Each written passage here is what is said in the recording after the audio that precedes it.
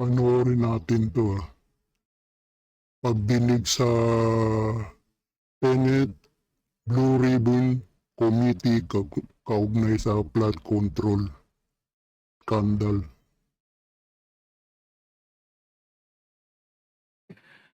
Balikan ko lang itong mga members ng House of Representatives na pinangalanan ninyo sa inyong pinagsamang salaysay. Pwede bang isa o dalawang magsalita sa inyo? Paano nyo natukoy na itong mga taong ito ay nakatanggap ng pera mula sa Unit 8 or Unit 9, Polo Club Townhouse, o kaya naman sa House of Representatives? Iba-ibang lugar ito eh.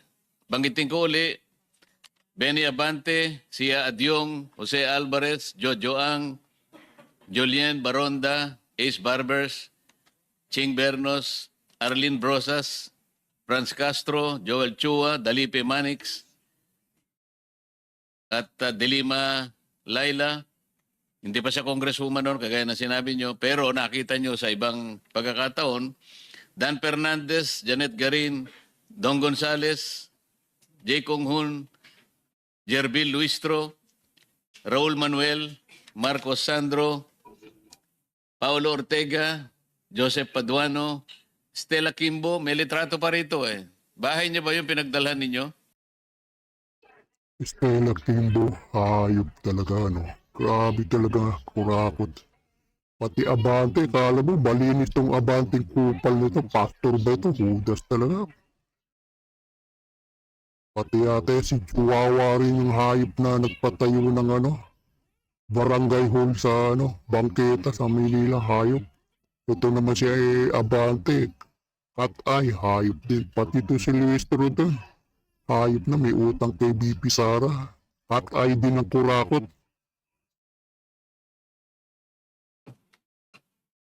JJ Suarez, Erwin Tulpo.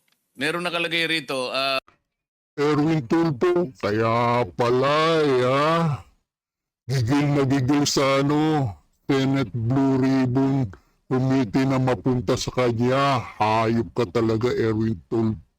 Tukmul ka talagang hayop ka. Para pagtakpan yung mga kurakot mong hayop ka. Kupal ka talaga para pagtakpan mo yung mga congressman. Mga kurakot, mga skandal. Hayop ka talaga, kaya pala gigil na gigil ka sa Blue Ribbon Committee. Ina mo talaga, hayop ka talaga. Upal ka talaga, ina mo talaga. Grabe ka talaga, Malita. Meron ka rin palang malita, hayop ka. Kaya, tsaka yung CIS mo, hayop ka, May kurakot din, may flood control scandal din, hayop ka. Kaya pala nagigil kang hawakan yung Blue Ribbon Committee. Ina mo talaga, Erwin Tukmul. pwede bang isalay sa inyo yung konting detalye? Bagamat nagkausap na tayo ngayon, nasabi ninyo ay gagawa kayo ng kaukulang detalye para patibayin lahat ito. Atty. Baligot, sino kayang pwedeng magsalita para lang itong mga binanggit nating paano nyo nakita at anong pagkakataon, maleta ba ang tinanggap, karton o shopping bag o expandable Naku, envelope na kagaya kala ng ko nawala binabanggit na. nyo sa maraming paragraphs ng inyong pinagsamang salaysay? Your Honor, yung sa HOR po, lagi po kaming nagdadala dyan, isang van po, bulletproof, na puno po hindi naman po puno. Doon po namin nilalagay yung mga paper bag po. Para kanino? Galing po ito sa Horizon, Your Honor, binababa, kinakarga namin. Then pag yung time na napupunta kami ng Congress po, kasama po yung van na yun. Sa anong pagkakataon na ibibigay yung mga daladala ninyong mga naka-paper bag? Yun po. Nagmi-meeting po sila sa opisina po ni Boss Aldi. Then pagkatapos po noon, nakikita na po namin na yung dala po namin mga paper bag galing Horizon po, dala-dala na po nila, bit-bit na po nila. Kung hindi man sila yung EA po nila. Dahil kabisado ninyo yung mga dala-dala nyong paper bag, pagka nabit-bit nila, alam ninyo na yun ang mga dala-dala ninyong paper bag. Yes, Your Honor. Nakikita po namin sa team ni Boss Aldi po. Maliban sa mga members ng Congress na binanggit natin, meron bang mga cabinet secretaries ang nabigyan ninyo ng maleta? Meron po. Yung si dating DBM, Secretary Amina Pangandaman. Pumunta po siya sa BGC po, Horizon Homes. Sino pa? Sa akin po, yun lang po ang nabigyan. Sa inyong mga ibang kasama, may natatandaan ba kayo na secretary ng cabinet na nabigyan ng maleta o anumang kahon o paper bag o envelope o anumang container ng pera? Yes, Your Honor. Ako naman po ang nagpipick up weekly doon sa 20th Banaba sa Forbes Park kay Secretary Francisco Chu Laurel Jr. Kasama ko po yung si Top Orly Gotesa, si Laurel, yun ang Department of Agriculture. Ayop din pala, kupal din pala. Malita rin pala. PR Joey de Guzman. Tapos dinadala namin sa bahay ni Joey de Guzman din po. Teka mo, Grabe talaga. Iba naman. Ito naman tayo. na natin binigyan ng atensyon kanina dahil nakapokus tayo sa maleta. Ngayon, ano yung pangyayari at nabanggit ninyo yung sa issue ng human trafficking?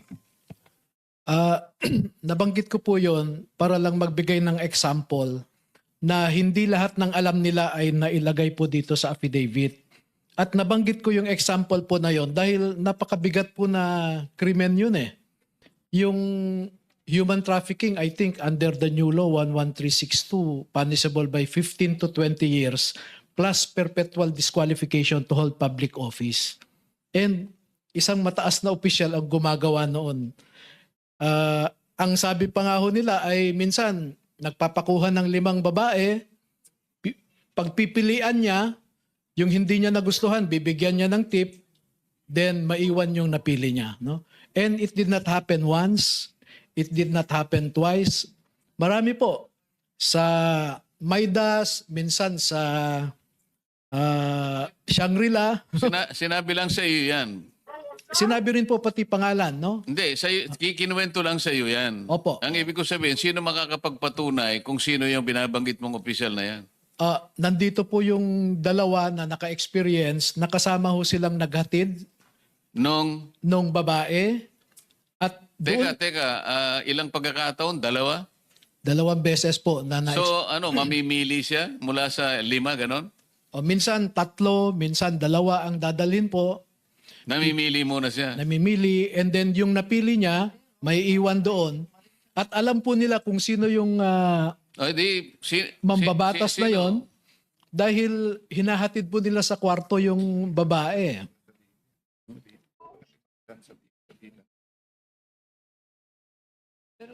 Ikwento na lang nung Marino para... Yung siguro kung sino na lang nakakaalam kasi sinabi lang sa iyo, mahirap naman 'yon. Baka mamaya mabanggit mo hindi naman totoo. Yung magtapat na lang yung talagang nakakita ng sinasabi mo at patunayan po ninyo na ang sinasabi ni Attorney Baligod ay totoo.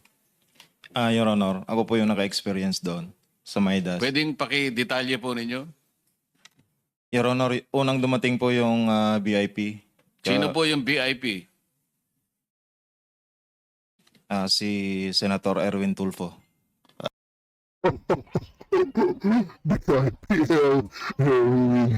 Senator Erwin Tukbul. Ang takaw pala sa tahong. Your Honor. Tapos po, maya-maya dumating din po yung 2 babae. Inakyat po namin doon sa president. Akala ko 3 pinagpipilian, pinakamababa, 5. 2 lang pala. Yung sa akin po, pero maraming beses po yan. Hindi lang po sa Maidas, meron din po sa Shangri-La. 5, 3 po ang dinadala. O kulang ang nabalitaan mo. Sabi mo kasi 2 beses lang, Atty. Baligod. Ayon sa kanila, maraming beses. Saan saang lugar? Yung na-experience ko po sa Shangri-La po at saka sa Maidas po. O sino pa sa inyo? Meron pa sa... Sa akin, Your Honor, as a Team EC, namomonitor ko rin, Your Honor. Kasi nandyan lang kami sa paligid, saka sa Viber chat namin, na nandyan na, dumating na sa lobby yung babae, i-guide niya na. Ganun lang po yung experience ko po.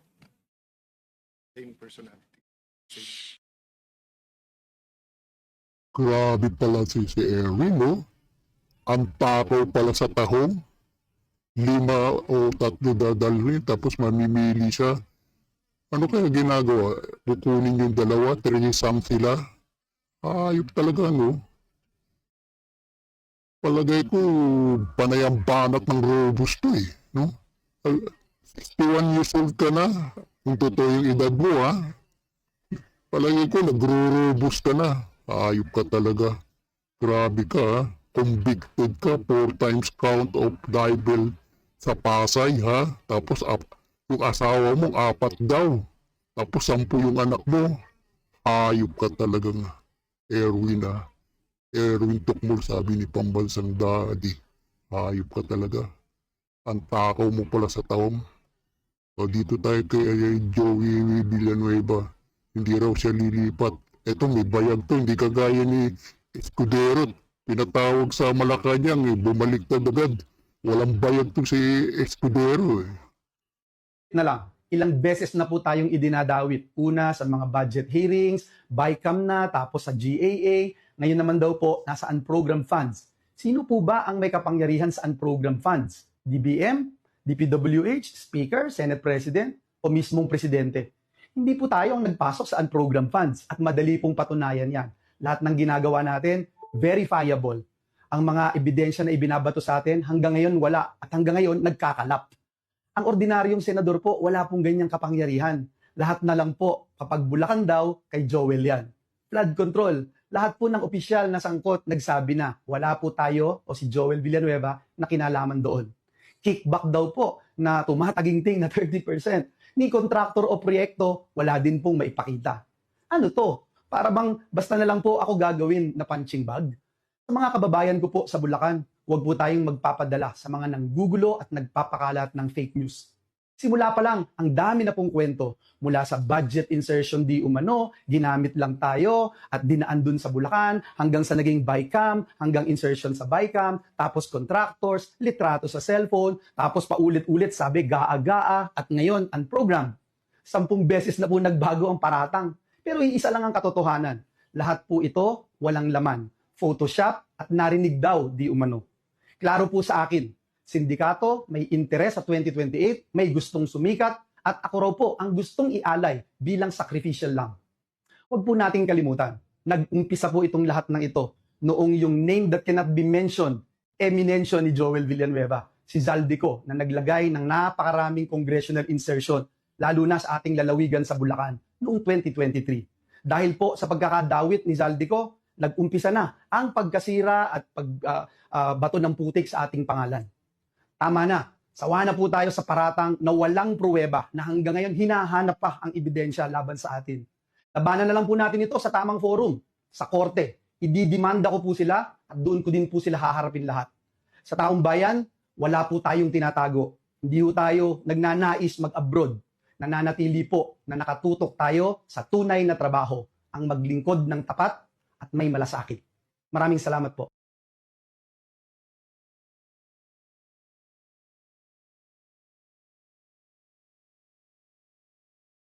Baboy!